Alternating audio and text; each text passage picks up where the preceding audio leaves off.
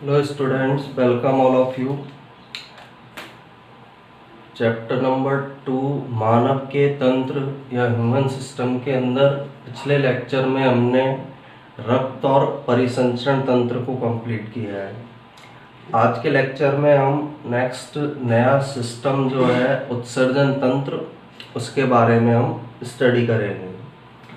अब उत्सर्जन तंत्र के अंदर सबसे पहले तो उत्सर्जन कौन सी प्रोसेस होती है? सजीवों के अंदर सेल में जो उपापचयी क्रियाएं चलती है, कोशिकाओं में जो उपापचयी क्रियाएं पाई जाती हैं, उन उपापचयी क्रियाओं में कुछ वेस्ट मटेरियल बनते हैं, अपशिष्ट पदार्थ बनते हैं। उन अपशिष्ट पदार्थों को शरीर से बाहर निकालने की क्रिया उत्सर्जन कहलाती है। और शरीर का ऐसा तंत्र जो उत्सर्जन क्रिया में सहायता करता है उसे बोला जाता है उत्सर्जन तंत्र। तो उत्सर्जन ऐसी एक प्रक्रिया है जिसमें शरीर में कोशिकाओं में बनने वाले अपशिष्ट पदार्थों को शरीर से बाहर निकाला जाता है। और उत्सर्जन तंत्र एक ऐसा तंत्र है जो उत्सर्जन की क्रिया में हेल्प करता है, उत्सर्जन की क्रिया में सहायता करता है। बनते कहाँ से हैं उत्सर्जन पदार्थ या वेस्ट प्रोडक्ट्स, अपशिष्ट पदार्थ कहाँ से बनेंगे? कोशिका के अंदर जो उपापचयी क्रियाएं होती है, उन उपापचयी क्रियाओं से इन अपशिष्ट पदार्थों का निर्माण होगा। सेकंड, वेस्ट प्रोडक्ट बनेंगे। वो वेस्ट प्रोडक्ट मेनली 4 तरह के होते हैं। अपशिष्ट पदार्थ 4 प्रकार के होते हैं: अमोनिया, यूरिया, यूरिक अम्ल और लास्ट होता है CO2। ये 4 प्रकार के बेसिकली अपशिष्ट पदार्थ कोशिकाओं के अंदर बनते हैं। ये जो है अपशिष्ट पदार्थ बहुत ज़्यादा टॉक्सिक होते हैं, जहरीले होते हैं, इसलिए इन्हें शरीर से बाहर निकाला जाना आवश्यक होता है। इसलिए उत्सर्जन एक आवश्यक क्रिया है, शरीर के अंदर पाई जाने वाली एक आवश्यक प्रोसेस है। अब इनमें से यूरिया जो है उसे तो श्वसन तंत्र के द्वारा बाहर निकाल दिया जाएगा, श्वसन तंत्र यूरिया को बाहर निकाल देता है। बाकी जो नाइट्रोजनस वेस्टेज है, नाइट्रोजन युक्त अपशिष्ट पदार्थ हैं, उन्हें शरीर से बाहर निकालने के लिए उत्सर्जन तंत्र काम करता है।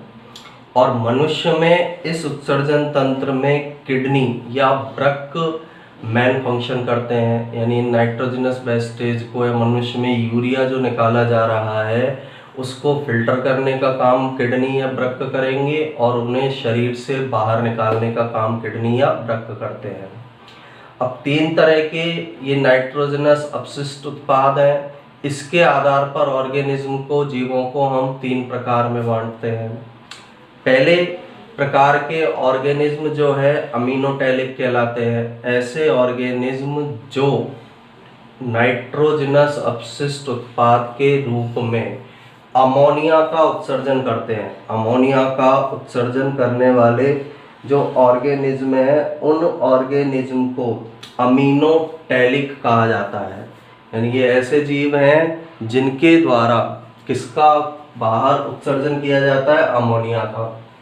इसके एग्जाम्पल जो बॉनी फिशेज होती है, एम्फीबियन जो है वो इसके एग्जाम्पल है। कुछ इंसेक्ट्स जो हैं, कीड़े जो होते हैं, उनके द्वारा भी नाइट्रोजन का उत्सर्जन किया जाएगा, वो अमोनिया का उत्सर्जन किया जाएगा। और अमोनिया जो है उसके उत्सर्जन के लिए अधिक मात्रा में जल की आवश्यकता होती है। इसके एक्सक्रीशन या उत्सर्जन के लिए ज़्यादा क्वांटिटी में, ज़्यादा मात्रा में जल आवश्यक होता है। सेकंड प्रकार के ऑर्गेनिज्म होंगे जो यूरिया का उत्सर्जन करेंगे। यूरिया का उत्सर्जन करने वाले जो प्राणी हैं उन्हें यूरियोटैलिक ऑर्गेनिज्म कहा जाता है, यूरियोटैलिक प्राणी कहा जाता है। इसका एग्जाम्पल है मैमल्स, स्तनधारी। जितने भी मैमल्स या स्तनधारी हैं वो यूरिया का एक्सक्रीशन करते हैं। और समुद्र के अंदर पाई जाने वाली मछलियाँ, ये भी यूरिया का एक्सक्रीशन करेगी। अब यूरिया आता कहाँ से? जो लीवर है या यकृत जो है उसके द्वारा अमोनिया को यूरिया में बदला जाता है। फिर किडनी या वृक्क जो है वो इस यूरिया को ब्लड में से छानते हैं और शरीर से बाहर उत्सर्जित करते हैं। तीसरी तरह के प्राणी होते हैं यूरिक एसिड का एक्सक्रीशन करने वाले प्राणी, यूरिक एसिड का उत्सर्जन करने वाले प्राणी। इन एनिमल्स को या प्राणियों को यूरिकोटैलिक कहा जाता है। ऐसे ऑर्गेनिज्म जो यूरिक अम्ल का उत्सर्जन करेंगे उन्हें यूरिकोटैलिक कहा जाता है। इसके एग्जाम्पल है बर्ड्स है, पक्षी, रेप्टाइल जो होते हैं, सरीसृप जो होते हैं, इंसेक्ट्स जो होते हैं, उनके द्वारा यूरिक एसिड का क्या किया जाता है, एक्सक्रीशन किया जाएगा।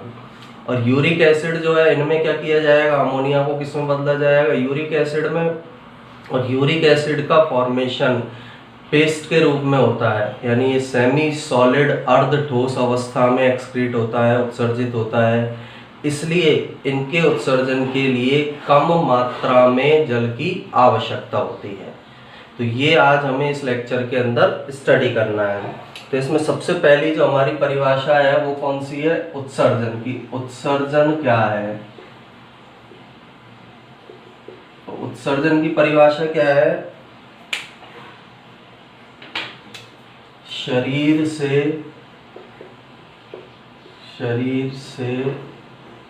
अपशिष्ट पदार्थों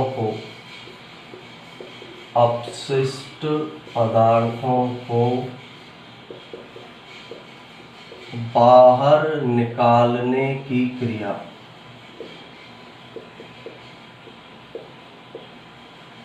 क्या कहलाती है, उत्सर्जन कहलाएगी। और ऐसा तंत्र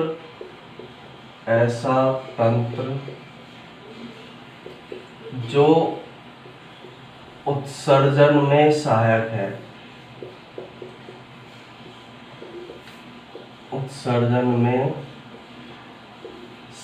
है, उसे क्या बोला जाता है, उत्सर्जन तंत्र से बोला जाएगा। जो उत्सर्जन की प्रोसेस को करेगा, प्रक्रिया को करेगा, उस सिस्टम या तंत्र को, उस तंत्र को किस नाम से जाना जाता है, उत्सर्जन तंत्र। शरीर से अपशिष्ट पदार्थों को बाहर निकालना उत्सर्जन है, और ऐसा तंत्र जो उत्सर्जन की क्रिया में सहायक है, सहायता करेगा, उसे उत्सर्जन तंत्र के नाम से उसे जाना जाता है। इसके बाद जो ये वेस्ट मटेरियल हैं बॉडी के अंदर आते कहाँ से हैं, कोशिकाओं में उपापचयी क्रियाओं से,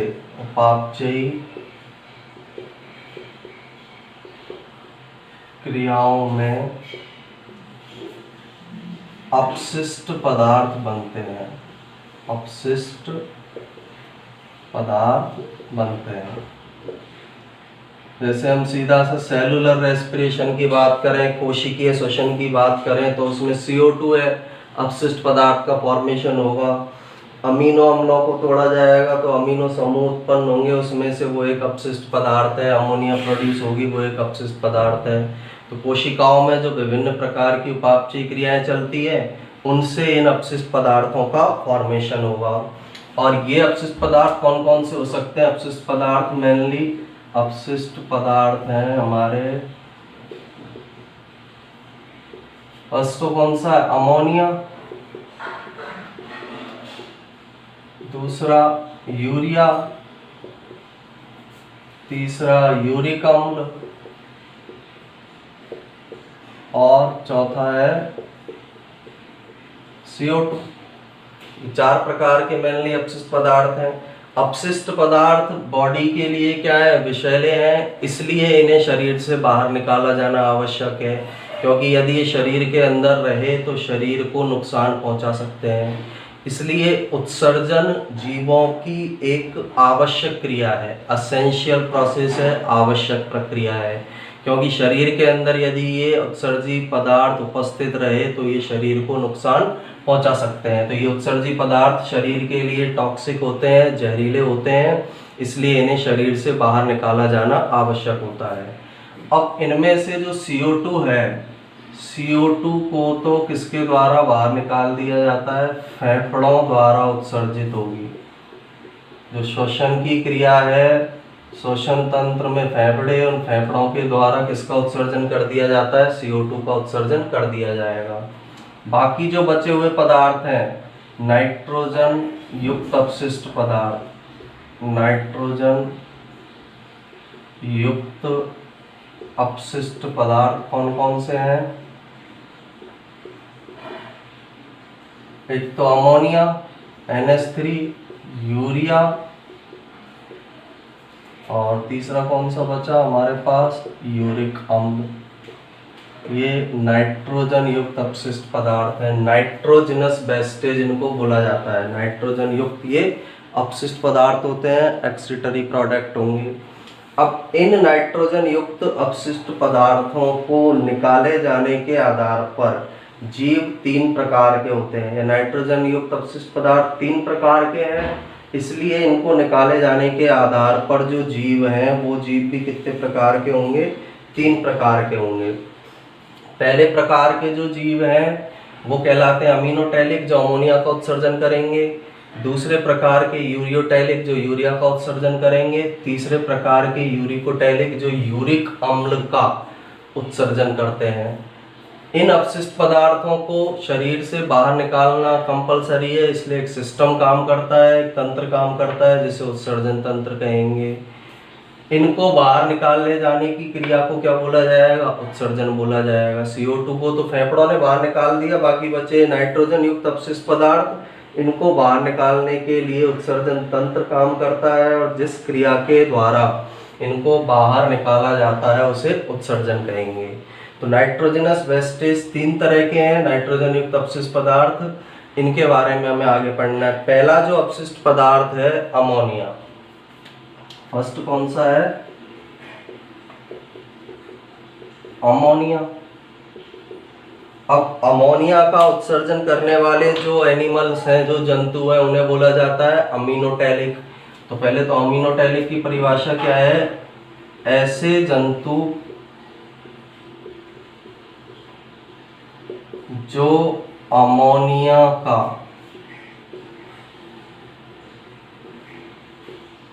उत्सर्जन करते हैं। अमीनोटैलिक जंतु कहलाते हैं। जिनके द्वारा अमोनिया का उत्सर्जन किया जाएगा उन्हें कौन से जंतु कहा जाता है? अमीनोटैलिक जंतु। एग्जाम्पल इसके अमीनोटैलिक जो जंतु है ऑर्गेनिज्म के एग्जाम्पल क्या है? बॉनी फिश, बॉनी मछलियां, बॉनी फिश एक तरह की मछलियां हैं जिन्हें हम बॉनी फिश के नाम से जानते हैं। दूसरे हैं एम्फीबियन, उभयचर भी जिन्हें बोलते हैं एम्फीबियन। उभयचर जो जल में भी रहते हैं और स्थल पर भी पाए जाते हैं, दोनों जगह पर जो प्रेजेंट होंगे उन्हें एम्फीबियन कहते हैं। और कुछ जलीय कीड़े, वो जलीय कीड़े जो होते हैं, इंसेक्ट्स जो होते हैं, तो उनके द्वारा किसका सिक्रेशन किया जाता है? किसका एक्सक्रीशन किया जाता है, उत्सर्जन किया जाता है? अमोनिया का। अमोनिया जो है उसके एक्सक्रीशन के लिए, उत्सर्जन के लिए ज़्यादा मात्रा में पानी की आवश्यकता होगी। तो नेक्स्ट पॉइंट इसका, अमोनिया के उत्सर्जन के लिए, अमोनिया के उत्सर्जन के लिए अधिक जल की आवश्यकता होती है, अधिक जल की आवश्यकता होती है। अमोनिया का उत्सर्जन करना है, ज़्यादा मात्रा में अमोनिया के उत्सर्जन के लिए किसकी आवश्यकता होगी? जल की आवश्यकता। जल ज़्यादा चाहिए, अधिक जल की उपस्थिति में ही अमोनिया को एक्सक्रीट किया जा सकता है, उत्सर्जित किया जा सकता है। फिर सेकेंड टाइप के जो ऑर्गेनिज्म में सेकेंड तरह का जो नाइट्रोजनस और नाइट्रोजन युक्त अपशिष्ट पदार्थ है वो कौन सा है? यूरिया। दूसरा है यूरिया।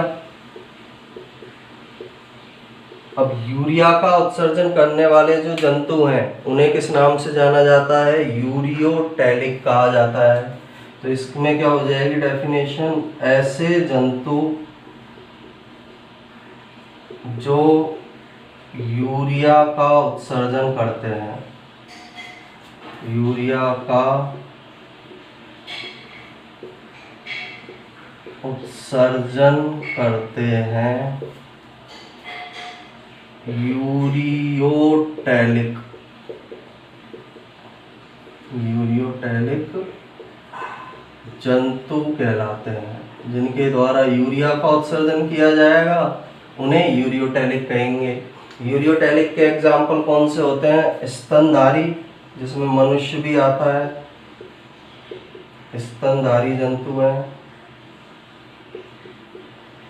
दूसरा, समुद्री मछलियाँ, समुद्र के अंदर जो मछलियाँ पाई जा रही हैं वो भी किसका एक्सक्रीशन या उत्सर्जन करती है? यूरिया का। अभी यूरिया आता कहाँ से है? यकृत के द्वारा, यकृत या लीवर जो है उसके द्वारा, यकृत या लीवर द्वारा NH3 अमोनिया से यूरिया का निर्माण किया जाता है। जो लीवर जो ऑर्गन है, डाइजेस्टिव सिस्टम में जो पाचक ग्रंथि पाई जाती है लीवर, उसमें अमोनिया से किसका निर्माण होगा? यूरिया का निर्माण होगा। यूरिया बन जाएगा, ब्लड में आएगा, ब्लड से इसको किडनी या वृक्क छानते हैं और शरीर से बाहर उत्सर्जित कर देते हैं। और इसके बाद क्या होगा? यूरिया का निर्माण किया जाता है। इस यूरिया को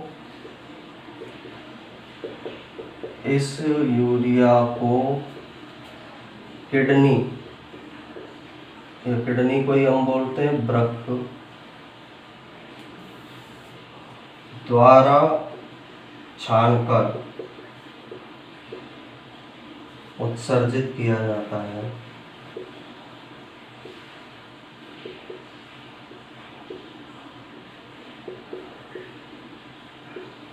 ये जो यकृत यूरिया बना रहा है, ये यूरिया किसके अंदर मिल जाएगा? ब्लड में या रक्त में।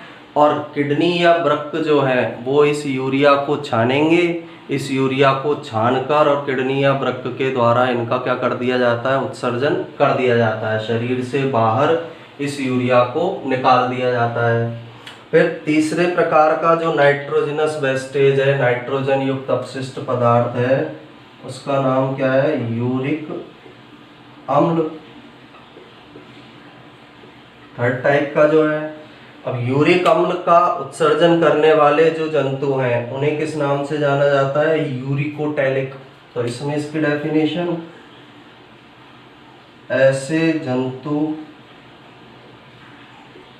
जो यूरिक अम्ल का उत्सर्जन करते हैं,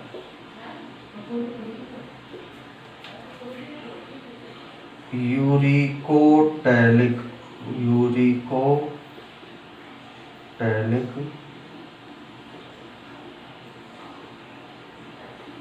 जंतु कहलाते हैं। जिनके द्वारा यूरिक अम्ल का उत्सर्जन किया जाएगा उन जंतुओं को कौन से जंतु कहा जाता है? यूरिकोटैलिक जंतु के नाम से उन्हें जाना जाता है। अब इसके उदाहरण कौन कौन से हैं? इसके उदाहरण है यूरिक अम्ल के पक्षी,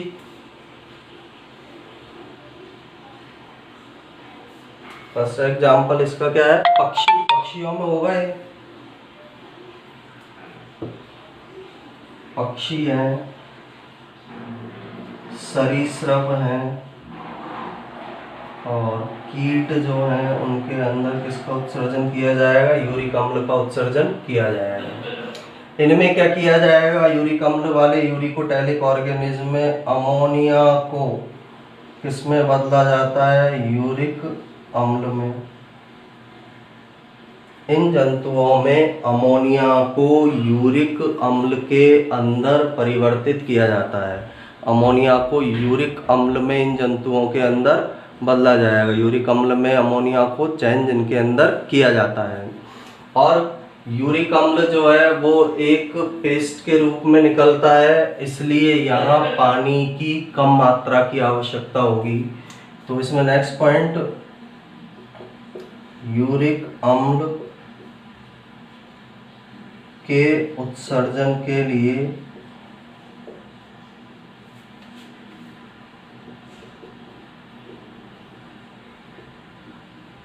कम जल की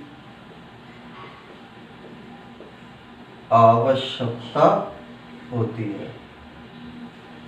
पेस्ट के फॉर्म में निकाला जाएगा, इसको पेस्ट के फॉर्म में निकाल रहे हैं, इसलिए यहाँ पर पानी की कम मात्रा की आवश्यकता होगी। यूरिक अम्ल के उत्सर्जन के लिए पानी की कम मात्रा की आवश्यकता होती है।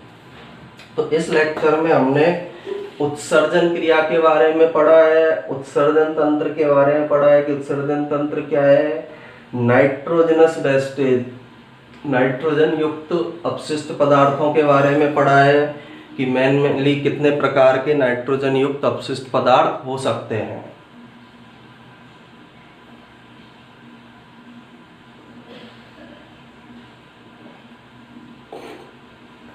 तो इसके नोट्स बनाने के लिए आप इसका स्क्रीनशॉट ले सकते हैं।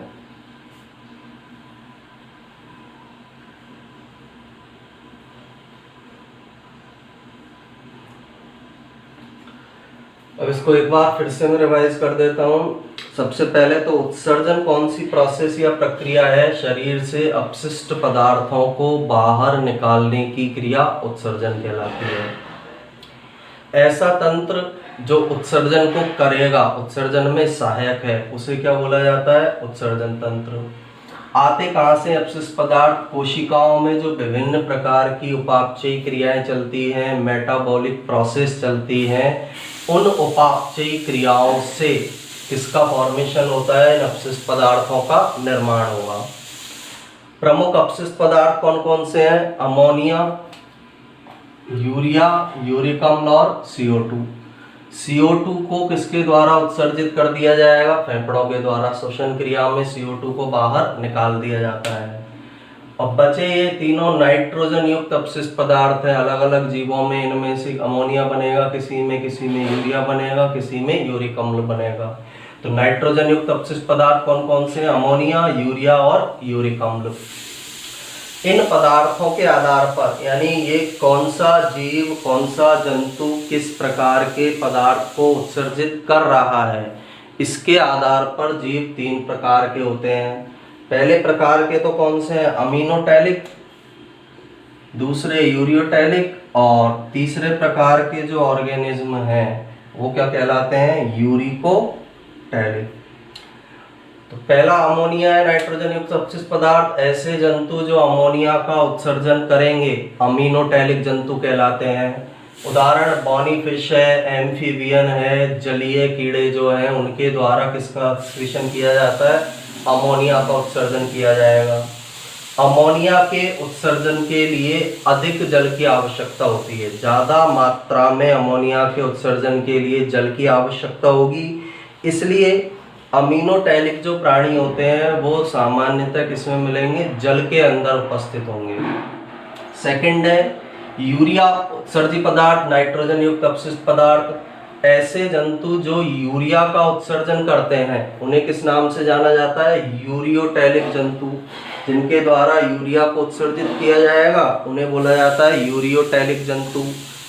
एग्जाम्पल इसके स्तनधारी जंतु हैं, समुद्री मछलियां हैं, इनके द्वारा यूरिया का उत्सर्जन किया जाता है।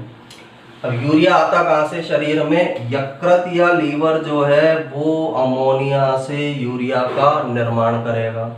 इस यूरिया को यकृत किसके अंदर डाल देता है? रक्त में। इस यूरिया को रक्त से किडनी या वृक्क छानते हैं और फिर उसे बाहर उत्सर्जित करते हैं। तीसरा प्रकार का जो नाइट्रोजन युक्त अपशिष्ट पदार्थ है यूरिक अम्ल। ऐसे जंतु जो यूरिक अम्ल का उत्सर्जन करेंगे उन जंतुओं को यूरिकोटैलिक जंतु कहा जाता है। जिन जंतुओं के द्वारा यूरिक अम्ल को बाहर निकाला जाता है नाइट्रोजन युक्त अपशिष्ट पदार्थ के रूप में, उन्हें यूरिकोटैलिक जंतु कहेंगे। उदाहरण पक्षी, सरीसृप, कीट, इनके द्वारा यूरिक अम्ल का उत्सर्जन होगा। इन जंतुओं में अमोनिया से क्या बनेगा? यूरिक अम्ल। जैसे यूरिया वाले में क्या बन रहा था? अमोनिया से यूरिया। यहाँ पर अमोनिया से किसका फॉर्मेशन होगा, यूरिक अम्ल का निर्माण होगा। और यूरिक अम्ल जो है उसको एक पेस्ट के फॉर्म में, यानी ये लिक्विड फॉर्म में नहीं होता है एक्सक्रीट, इसको एक पेस्ट के फॉर्म में शरीर से बाहर निकाला जाता है। इसलिए यूरिक अम्ल के उत्सर्जन के लिए कम मात्रा में जल की आवश्यकता होती है। तो ये यहाँ पर हमारा ये उत्सर्जन क्या है, उत्सर्जन तंत्र क्या है, नाइट्रोजन युक्त अपशिष्ट पदार्थ कौन कौन से होते हैं, ये टॉपिक कंप्लीट होता है। इसके बाद नेक्स्ट लेक्चर में हम मानव के उत्सर्जन तंत्र का अध्ययन करेंगे कि मनुष्य के अंदर उत्सर्जन तंत्र किस प्रकार का पाया जाता है, मनुष्य का जो उत्सर्जन तंत्र है किन संरचनाओं से बना होता है। Thank you.